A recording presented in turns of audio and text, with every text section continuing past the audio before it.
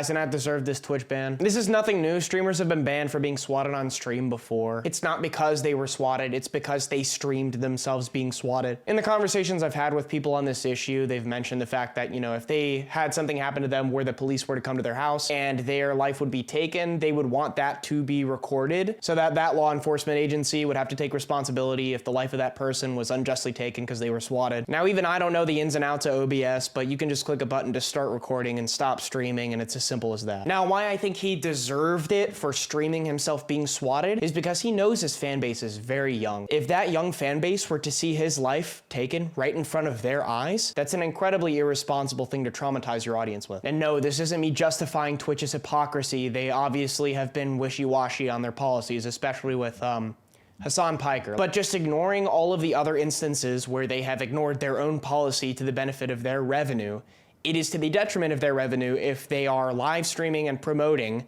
the biggest streamer on the platform having their life taken in front of very young children's eyes. No, I'm not justifying the swatter. And yes, I think that swatter deserves jail time for this, obviously. But I think the act of streaming that to these young children is wrong. I think despite Twitch restoring his streaming abilities, him to come and backlash Twitch for this decision is immature, and it's failing to recognize the consequences of what would happen if his life were taken. Just going in the comments of watching this clip of Cenat being swatted, I'm seeing a lot of people saying, oh, swatters need to be held to the full accountability of the law.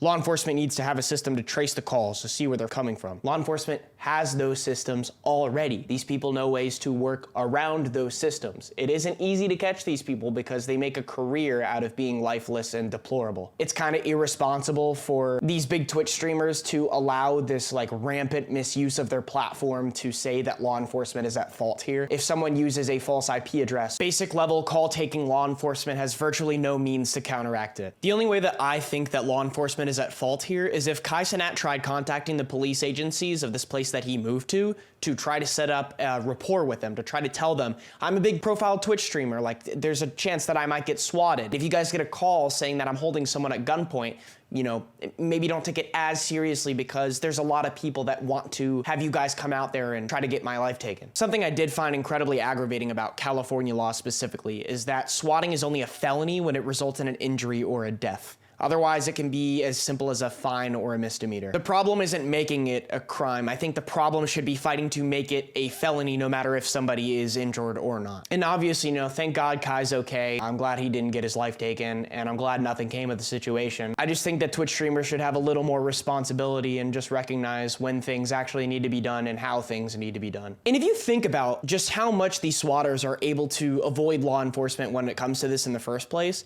the fact that law enforcement does end up catching these swatters in most cases is insane. Now, even if Cenat did contact those local police agencies to try to establish that rapport, I don't think that law enforcement deploying any forces there is wrong. While I think the size of the forces they deployed can be debated upon whether it was useful or not, obviously, we know as the audience, they don't need to send anybody there because nothing's going on. But in the eye of law enforcement, they don't know that. They have to send somebody there. It would be a gross misuse of law enforcement to not send anybody there just because they're a high-profile Twitch streamer. Now, if Kai did establish himself with local law enforcement, I think that the inability for law enforcement to be able to check his Twitch stream while he is live streaming to check the condition of what is going on is ignorance if they choose to send a full-force SWAT team right after they see that nothing really is happening with that individual. There is obviously the possibility of restreams. They're not entirely sure that that is exactly what is happening right now. I think they can assume with a reasonable level of certainty that they can send a less severe task force to that location. With all this being said, I think if swatting was around back when television was popular culture, I don't think this would have ever been an issue. If someone were to call local law enforcement agencies and say, oh, I think Conan O'Brien is holding a person at gunpoint and is threatening to take their lives and the rest of the people's lives,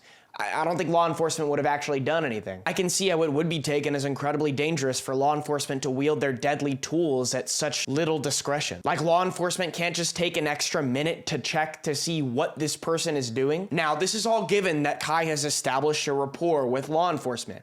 If Cenat didn't take the steps to establish that relationship with the local law enforcement agencies, law enforcement shouldn't bear the burden of responsibility.